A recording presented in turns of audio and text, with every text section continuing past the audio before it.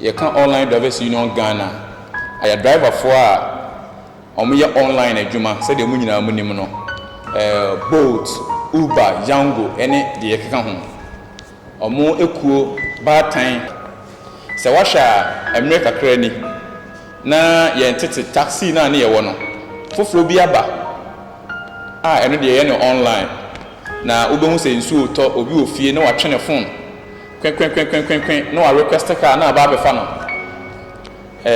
obi akodi baabi wo no ontimi makwa ho mefa car ne se bi nti no watwe phone kwen no a request na car kwa akofa no sa adwuma kuoyi ana se adriver for mo di sa adwuma yi ene na anwumre ne mu ba bedi enkomo kakra efa edwumadie no ho edwumadie ne edwumadie bi a abebo oman Ghana titiriw awo adwuma ho abe create employment bebre ena ama oman nu manfo ye nuanom a omo graduate a omo unemployed wona na omo bank adwuma hodo a ne say bi nti ene omo ne dwuma bi adie na omo bie full time ene ye ebinum nso a omo ne part time ebia wakọ adwuma a wapon no obefi obetena wakọ de no de ne car fam no aye part time work akra sanfo nyina ekuo na yedwumadie aba no na ye free say emre ko nanemu na dwumadie na aba say ebetena ni nti no na nke yesesa sabi enka oman nu mpanimfo ebeye nhyehyeye a ebebo oman nu manfo no omanfo na etim oman nu ma no na nka nhyehyeye no aboa wo mo na nka omasetem ajojo no matimi anya bi dia hwa abusuan ne omomma no matimi nso e de aboa oman no kankro nanso last year November mu ho ena Ministry of Transport eni ni nua kuma DVL e de nhyehyeye bi e ba yese omopese omode be bata yedwumadie no ho anase omo de betenetene edwumadie no na nhyehyeye ni mu no yetena ase dwene ho no sabi na empanifo na twetwen so kakra enu nti na ewose yetu ho anamon enti ene se ba mo nchen a ye besese mo be ya so amaye na enchichiremu a ewo dwumadie a yedie ni mu ene niema DVL for epese omo de be hye yekon a enu nti ye to nkra afa abefo ntintanfidie so ama Ghana mampani ate no abamu bi na waba abeko amaye sanse ye gidi se o ye listing president yenim se niema bebre aba otia mu a ye twesensan ye eti ye besere se ye nso ye hyehyeye yi a DVL for pese omo didi ye a ye nte ye ho ase no obaba mu bi na yesu a yesu no wapepe ye ni so sanse ye gidi se yesu kire na obebepa ye ni so eti misre se ene enchechemu ye de ba no obia benya aso na odi atie ye enchechemu a ye de eba yadwuma ye cars use ye twa ye roadworthy ye twa ye insurance ena ye DVL for enso na issue your driver's license maye he say DVL for no mo maye license no etwa akobu cough ebe ka kire ye say your license na ye di twi anase you drive on digital platforms so no yen sa driver for kuo no nko VIP drivers in count, taxi drivers in count, tractor drivers count, trailer drivers in count. Yen no ye use digital platform every year adwuma no. Yen kwa sa ni pakuo no yen fa license mra for verification authentication. Eno na me nua mo ye sa adwuma no se yen tie ase. Aden na DVA. So person verify license na fine, we can call us and do that. But not to at our expense. Say ye mra na ye metua 60 Ghana cedis for verification authentication. The person who said DVL say NTTD for na or no DVL e ka bom e ko gina kwan so ye moto check no e de na mo ko mo hwehwe o mo betumi a kire me say o mo ko gi Uber driver bi license and as online driver bi license ye fake ana. The person check DVL say only point for taking. This is not even taking, it's extortion, a total extortion. And the developers were extorting the youth of this country. Ye bibi aye, na ye mpese be kokobo kronunti, ye wafamo, any ye brothers mo, any ye ni ayako haya manfo cars, edi ye adwuma we say ye nsaba koya no. A extortion the developers were extorting from us. And we are on way. Or see young fat cars na edi ye say adwuma no, emra for verification or authentication. Me person who said DVL say wachi Uber car bi Bolt car bi ana any online driver bi an car na e ntwe famu ana na say ntwe famu a e de na custom the mandated institution of Kurumwa as custom. Omejumani say, Sakani and Chifemu Omejumani say, Ebusiama Mamma before say you can become an online driver. What do car documents? Car documents, a free and free port. Ebesim na DVL for register man. What is aka ni nyina be ko particular digital platform na person drive no more office. What the be ko ho. Now we upload car documents plus commercial comprehensive insurance certificate. And some we upload or driver's licenses. Or more future be or app no so it take 24 hours. They link to DVL website to verify and check the authenticity of the documents you've uploaded on their platform. And you know, again, and DVL will be trying to catch it. Say, yeah, some for your driver's licenses. Any cars no use and for verification or authentication at a cost of 60 Ghana cedis each. So we almost started in November last year. And I am penny for the name you share Mr. Buzi at the CEO of DVLA. I'm going to catch us here better monka. Busia yanti o monka. No let you on the phone so. Almost had the battle. Almost trade say on the 2nd of January. Almost said they implemented levies now. Almost the buy last year you fight to my auntie Asia. But this time they are going to reduce the license verification authentication fee to 40 cedis instead of 60. But the vehicle verification authentication fee, which is the 60 Ghana cedis in India, and the Anyadia or Bobetiso.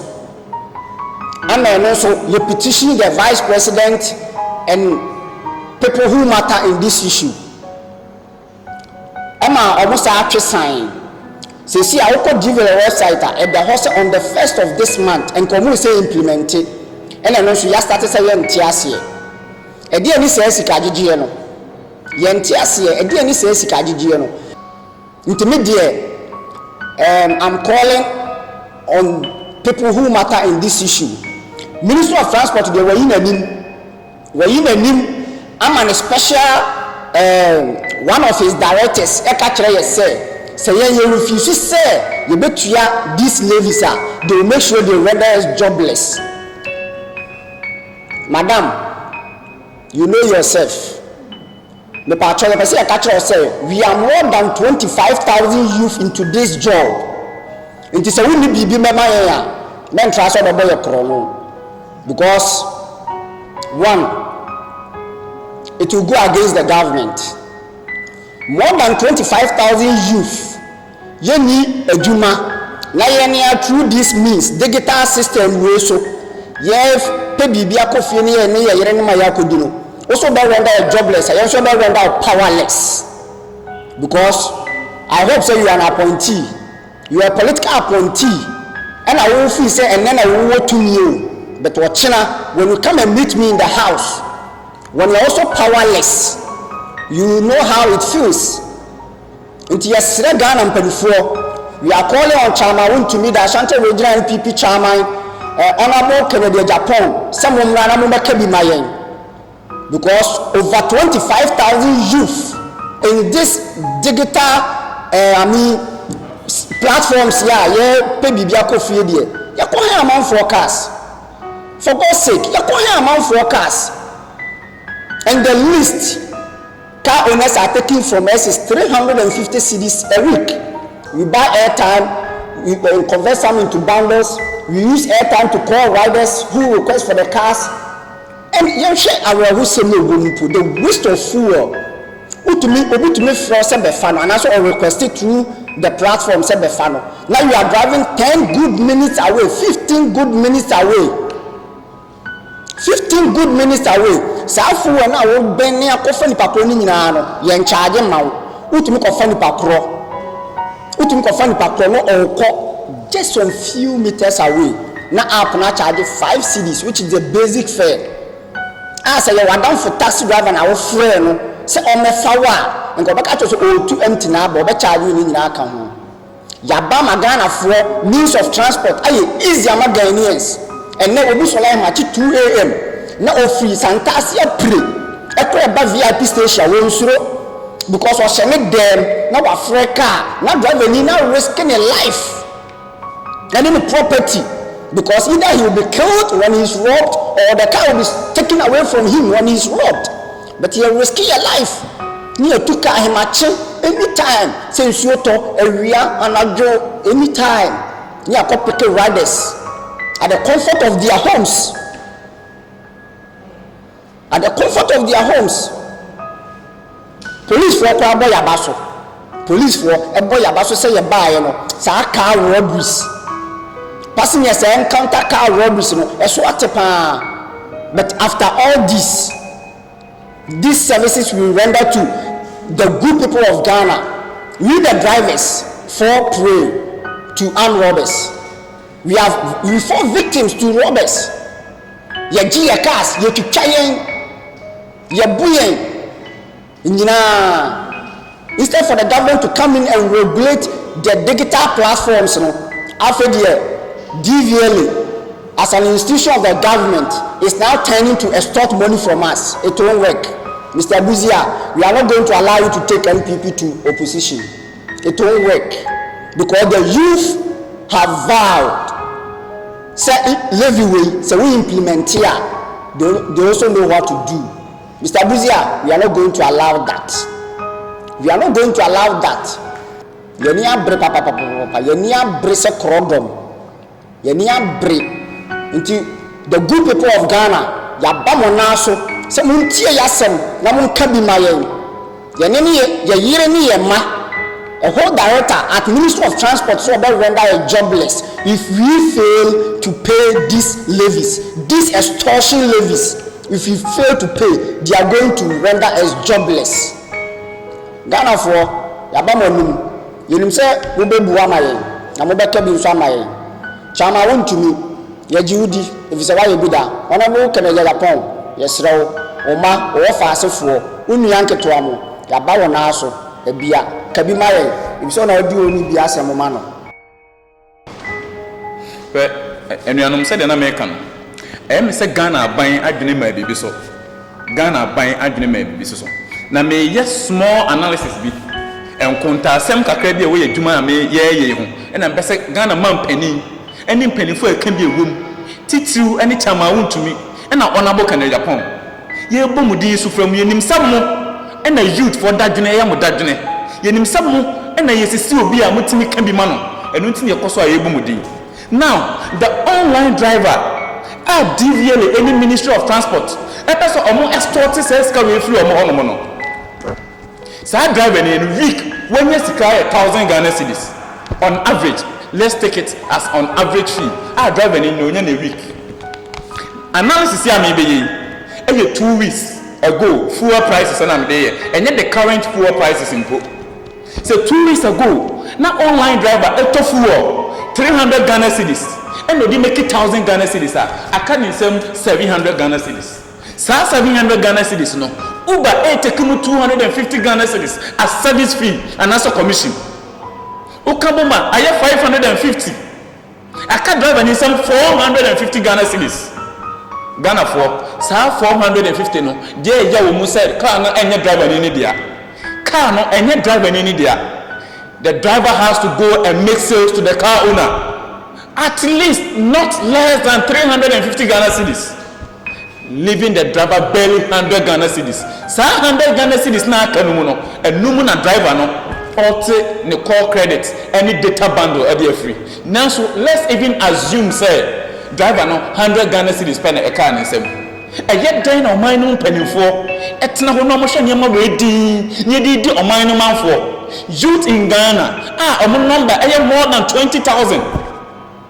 So a man opening for any maso and as a man dream so on regulatory system now. May true man so and now we are giving ourselves 5 to 6 years. The Ghanaian youth who find themselves in deep business no on being a back pain problem. The science said these technological slave masters who call themselves ride-hailing apps no do not deal any appointment the Ghanaian youth air fast no. That is what is going to be the consequences of long-time driving. Say driver ni beso yana pa 637 no teneto so because of kakra obenya o tenene to so ma no bo anadu no dudu ba ko afena no okofie from Monday to Sunday, and this driver is only left with 100 Ghana cedis. Now ride-hailing companies, no, and 250 Ghana cedis. So we ask, don't we have tax component for the drivers in that 250 Ghana cedis? Nah, drivers need to every month, every week, 250 Ghana cedis now, drivers need to ride-hailing companies, Isn't there any tax component in it? DVL for person sebi omo fa sebo kwan so echinchin yen sago achi aba ya so free ani afri achi esanse ni kama fo bia last year sebi amuti onua bi nka no yen panifo ni bi eco Ministry of Transport operations director Katre yen say if you guys are not ready to pay or you are not ready to comply with the directives, we are going to render all of you jobless. Because I am here say sebi on fa insiana na yenkono on we sika free or sika e free mo jam emi free mu on we free ho nti no also be render a jobless. So I ask na sebi o eti Ghana mpanimfo se mutwa metache ma area na enam be na mawe se wucha otache ma area na enam be e na ware adia Mr. Buzi ane ne mpanimfo apese omoye sa Ghana youth a omoye sa online adwuma yi bi ni. Now me try adwene ene mo a wutie ni bia adwene efiso Ghana man panifo ntie se ekaye nko a enka ban ni memu no ma regulate na se ban ni me regulate a ono ankasa create app ni bi Ghana ban en create app ni bi esan say yango na mugu no Ghana no if Russia the Russian government helped to build Yango, and wherever Yango find itself now through the help of the Russian government. We can do and even do better than what Yango is doing. Ghana a driver for omuye adwuma online adwuma. So now what should be do over 20,000. Yan for on average omo active nka ho omo part-time drivers nka ho active drivers omo from Monday to Sunday 15,000 per. Na say now what should be so mo bia this ride hailing companies 150 Ghana cedis although they are taking 250 as service fee, but we are striking the average. So obia 150 Ghana cedis and this ride hailing app companies now every week the money these people are repatriating to their various countries is 2,250,000 Ghana cedis. I repeat, 2,250,000 Ghana cedis. That's for every week. When you multiply 150 by 15,000 drivers, it means the Ghanaian youth is giving to these foreign apps 2,250,000 Ghana cedis. This is the amount involved every week. This is what we are talking about. The government should come in and regulate them. The government should come in and regulate them. They cannot be taking this huge sums of amount of money every week from the Ghanaian youth or the Ghanaian driver, and then the DVLA in one way turns round to asset where extort what is due us from us. Let's multiply that 2,250,000 Ghana cedis that these foreign apps are taking from the Ghanaian youth, the Ghanaian online driver every week. Let's multiply it by 4. What they are getting or what they are taking from us in a monthly form. That is 9 million Ghana cedis. I repeat, 9 million Ghana cedis. Every month, Sika, the Ghanaian online driver, and this ride-hailing companies, 9 million Ghana cedis. Yet, Mr. Buzi and Penny for said, because they are bent on extorting this money from us, they are not going to relax. They will do every possible means. So even to the point of telling us, if you are not ready to comply or if you are not ready to pay, they are going to render us jobless. Over 20,000 Ghanaian youths almost render jobless. You say our battle of him. Anybody baby reading meanings. Say a political unity near Yenisa. Nansun Tokore, you frase last year. Senka Omi will be on my ready so meet ye. No much chance and commatching sign. Now said your mind on Bejiano, we will also continue to speak about this issue. It doesn't matter whether it's election year or not. Until I say when I walk in, anytime I want to me. Say I say we move be ye nimsa monte. Ye did yes a money motion so. Nanso, se mo pusu nunu ma meten nka mo musa. Na mo musa empanifo mo tai sai dwuma di achi. Se tintina the Ghanaian online driver, the Ghanaian youth will be rendered jobless unless that they pay that amount of money. We rest our case.